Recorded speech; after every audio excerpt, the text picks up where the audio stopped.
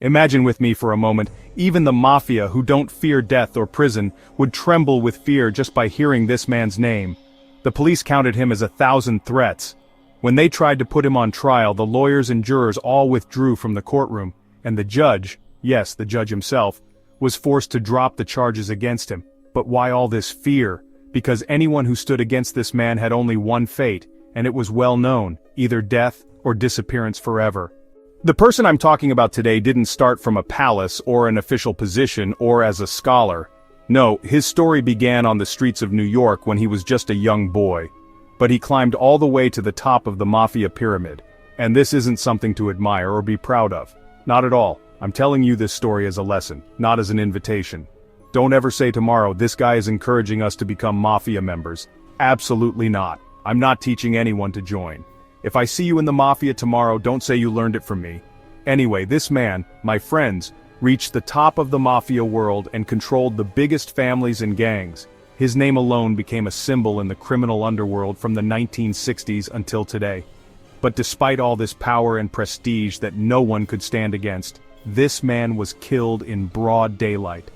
Inside a restaurant, while he was eating lunch, cigar still between his fingers, pasta still in his mouth. So how was he killed? Who dared commit this crime? And what was his story that made even the Mafia and the government fear him? My dear friends, get ready, because today I'm going to reveal to you the secrets of the Mafia world in the 1950s and 1960s and tell you the story of the most dangerous Mafia boss in history, Carmine Galante. Let's not drag this introduction any longer. In the name of God, let's begin. In 1910, Carmine Galante was born in the Harlem neighborhood of New York City. This neighborhood, my friends, was full of poor Italian immigrants struggling to make a living. His father was a fisherman from Sicily, and his mother was a housewife. There was nothing in this boy's environment to prepare him for success or education. It was nothing but poverty, violence, and gangs. From an early age, his family and neighbors described him as nothing less than a walking problem. Imagine this, as a child, people already called him a problem walking on two legs. He was unnaturally violent, always bringing trouble to his family, and strangely enough, he didn't fight for money. No, he fought people just to prove his strength and dominance. He was moody, unstable, and this became such a serious problem that at the age of 10 he was sent to a Catholic reform school because his behavior was a danger to everyone around him. But instead of fixing him, this reform school became a crime academy for him. There, he met teenagers like himself who were interested in gang life and wanted to dominate the streets to escape poverty. He learned how to prove himself, earn respect among criminals, and most importantly, he built connections that became the foundation of his criminal career. During this period, he decided to quit school and take to the streets. As soon as he got out of reform school, he gathered a gang of New York teenagers. But it wasn't just a small, petty gang. Their work was more professional. They would go to small shop owners and give them two choices: pay a monthly fee for protection, or be threatened, robbed, and marked. In short, they were collecting protection money. This was Galante's specialty. His talent was fighting. He never hesitated to use his fists before his brain to impose his will. And here we need to stop and think. How could someone this young come up with such twisted and criminal ideas? The answer is clear. Galante wasn't chasing money. From the beginning, as I told you, he wanted to make a name for himself in the streets. He wanted to prove his presence, impose his dominance, and make everyone fear him. He was chasing prestige, influence, authority, and power. Money wasn't the goal, because these four things automatically bring money. Not just money, millions, even billions. And this ambition is what made the Mafia notice him. It didn't take long before he faced his first real test. On December 12, 1925, Galante was arrested in an assault case at just 15 years old. Now, what was this assault case exactly? Official records said it was just a street fight, but the real story was very different. Galante lived by one simple law: his word could never be broken, and no one could ever say no to him. He saw any disagreement or broken promise as a direct insult, one that had to be repaid. So most likely someone mocked him, broke a deal, or tried to outsmart him.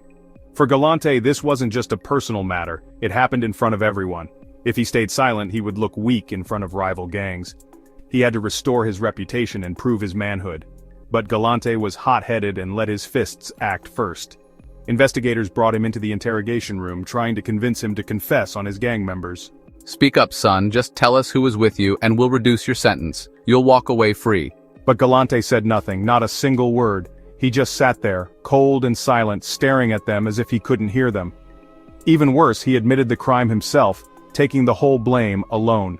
On December 22, 1926, he was sentenced to 2.5 years in state prison. And for the Mafia, this was the birth announcement of a new criminal. At that time, news spread quickly like wildfire. Everyone started talking. Did you see Galanti's son? Did you see him? He was only 15 years old and went to prison for 2.5 years without opening his mouth, without snitching on his friends, without informing on anyone. This absolute loyalty is what we want. This is the capable man, and this is what they call omerta, which is the Mafia's most important law or code.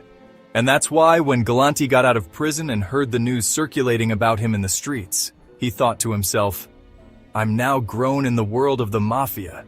It's shameful to return to small shop thefts. He started taking bigger operations. The previous petty stuff no longer worked with him. Now, his rank had risen.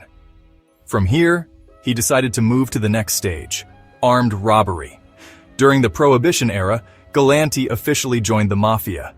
It wasn't long before he got promoted to the rank of enforcer. What does enforcer mean? It means he is the right-hand man of the gang. He is the person who goes to anyone who breaks the Mafia's rules, whether a regular citizen, a police officer, a government employee, or a high-ranking official, and deals with them using force. And of course, to cover his tracks and legalize his crimes, he had legal jobs. Sometimes he worked in a fish canning factory, other times he worked in a shop that sold artificial flowers. Imagine this criminal character like Galanti, with this Mafia mentality, selling flowers that you would take home for your mother. But the man was clever, to be honest.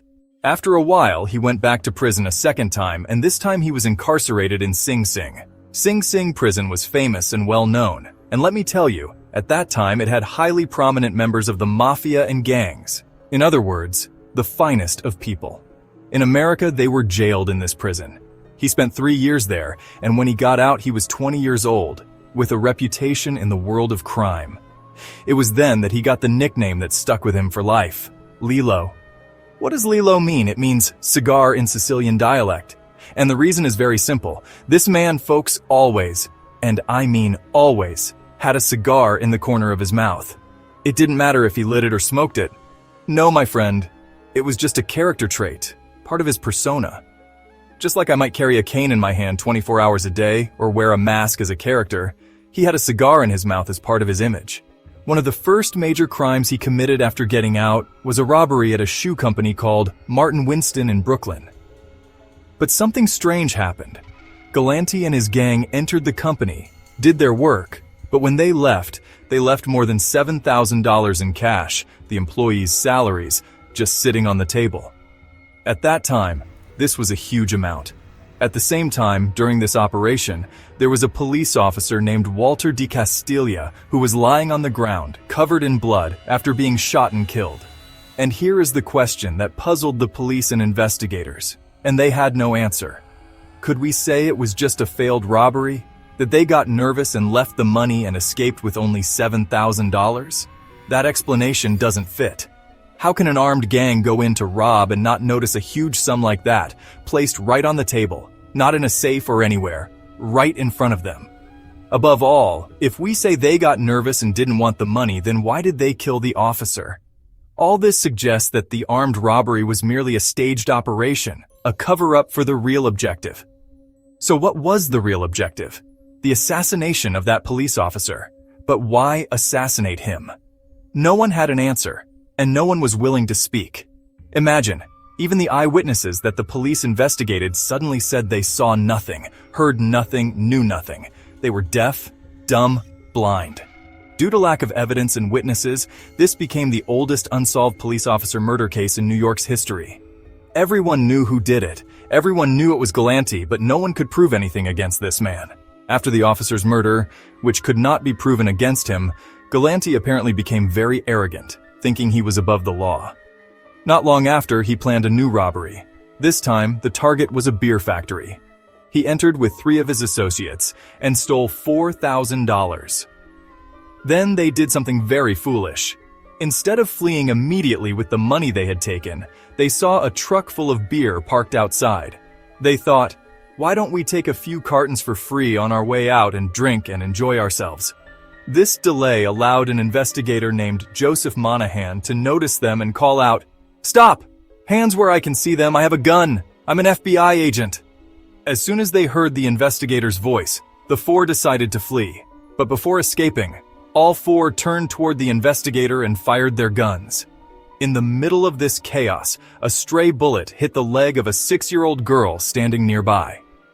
The investigator, Monahan, took 5 bullets, but fortunately, he was wearing a thick winter coat with a primitive bulletproof layer made of silk, wool, and linen, tightly woven. Back then, the only protective gear besides today's vests. 4 of the 5 bullets were stopped by the coat, and the 5th penetrated, hitting his thigh. Despite being injured, he continued to chase them. 15 days later, Galanti was caught and sent back to his favorite prison, Sing Sing. But this time he was sentenced to 12.5 years. It became clear that armed robbery was not really his field. He got out of prison in 1939 and decided that he needed a stable job in the world of crime. Do you think I will spend 12 years in prison and not learn anything, then go back to small-time work?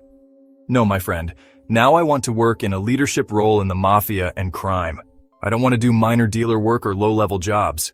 He found the opportunity on a silver platter in 1976. The official boss, Rastelli, was arrested and imprisoned, and here Galante said to himself, "I'll take advantage of this situation." He became the acting boss of the family, even though no one gave him permission and no one authorized him to take this position. From this position, and without consulting anyone, he started a short and fierce war against their rivals, the Gambinos. Their boss at the time was Paul Castellano, who was not as popular as the previous boss, Carlo Gambino. Galante wanted to seize control of the huge drug trafficking network that was under Gambino control, and he began issuing kill orders left and right. During the late 1970s, it is believed that he was behind the killing of at least 8 men from the Gambino family. All of this just to impose his power and prove that he was the new king of the streets. Of course, Galante was not the type to work quietly in the shadows. His style was always direct, violent, and his message was clear to everyone. To understand his mentality, let me tell you something. There was an old rival boss named Frank Costello. This man died while Galante was still in prison. His wife built him a huge and luxurious tomb, very suitable for his position as a mafia boss. So what did Galante do the first thing after he got out of prison and had power and influence? He simply sent his men and told them, "Look guys, go to this grave and blow it up with everything in it." Why? To send a message to everyone, the living and the dead, that he was now the true boss, and that their time was over. And with this same mentality, he began to expand rapidly and enter into every business you can imagine, from the so-called kind mini movies shown in cinemas everywhere, to mozzarella cheese put on pizza. Delicious to the extreme. And no, this is not a figurative example, really delicious to the point that he controlled the whole market. If you had a cinema and wanted to show films, you had to talk to Galante's men and get their permission. If you had a pizza restaurant and wanted cheese, you had to buy it from Galante's suppliers and pay the price he demanded. On top of that, you had to pay protection money. His arrogance, folks, reached the point that he would always brag to his men saying, "Soon I will become the absolute boss of bosses." But this talk of being the absolute boss of bosses, his arrogance and his excessive greed, were the reason for his downfall. His bold attempt to control the drug market all for himself, refusing to share profits with anyone, ignited a fire between him and all the mafia families in New York. Since his rise to power had happened without the approval of the commission, the Council of Mafia Bosses, they felt they had the green light to move against him. The boss of the Genovese family, Frank Thierry, began contacting the other families to unite their ranks against Galante, and everyone agreed. Even the retired boss Joseph Bonanno, who had once been Galante's right-hand man, gave them his blessing and told them, "Take him out, finish him." In the end, the official boss of the Bonanno family, Rastelli, requested from the commission while he was in prison the permission to get rid of Galante. He told them, "I am the boss. This man took my place, please help me. Do it the right legal way of the mafia." And indeed, the reply came with approval. But to kill someone as powerful as Galante, they couldn't do it from the outside. They needed betrayal from the inside. And that is what happened. They contacted his personal hitmen crew and convinced their leader, Cesare Bonventre, and his relative Baldo Amato, who were Galante's personal bodyguards, to betray him. And on July 12, 1979, it was the end. Galante was sitting having lunch at an Italian restaurant in Brooklyn, in an open courtyard. With him were two of his loyal men. Shortly afterward, his bodyguards, Bonventre and Amato, arrived. Strangely, they were wearing leather jackets in the middle of the hot summer, maybe to protect themselves from stray bullets flying around. Suddenly, without warning, three men wearing ski masks stormed in, carrying pistols and shotguns. The first shotgun blast hit Galante directly in the chest. They killed Galante and the two men with him instantly. When the photographers arrived, because they had been following and recording the incident, they found Galante lying on the ground with his cigar still firmly between his teeth. Meanwhile, his bodyguards Bonventre and Amato miraculously didn't even have a scratch, and they immediately disappeared from the scene. Let me tell you, his funeral was very sad and very cheap. Only a small number of people attended, and the Catholic Church refused to perform an official service for him. They brought a priest who muttered a few words here and there. "Knock, knock, knock, go away, son of a fool, may God avenge you, may God burn you," as if cursing him instead of praying for him. He said a few words at his grave, and that was it. An FBI agent who was watching the burial said, "Galante was so terrifying that no one even wanted to be near him, even after he was dead." So after Galante died in this way, what happened to those who betrayed him? And did the Bugnano family settle down after the Civil War and Galante's takeover without the Commission's approval? The answer is no. Cesare Bonventre, Galante's bodyguard who betrayed him, was immediately rewarded by the family, or by the Mafia, as a whole. They appointed him as a capo, which means captain, in the Bugnano family, and he became the youngest to ever hold that position at just 28 years old. He entered strongly into the heroin trafficking business known as the Pizza Connection, where they smuggled drugs from Sicily to pizza shops in New York. But Galante's murder did not help the Bugnano family return to their former power and stability. On the contrary, it opened the gates of hell upon them. A very violent internal struggle over power erupted. The official boss Rastelli, who was in prison, and his right-hand man Joseph Massino began eliminating everyone they considered rivals. In May 1981, one of the most infamous Mafia massacres occurred. Three rival Bugnano leaders, led by a man named Sonny Red, were planning to overthrow Rastelli, but they were lured into an ambush, and all of them were killed. As for the traitor Bonventre, Galante's bodyguard, what happened to him? Well, in the Mafia world, my friend, someone who betrays once will betray 1,000 times. And just like someone who refuses to like once will refuse to like 1,000 times, and I'll come with my cane and hit you 1,000 times. So hit that like button, please.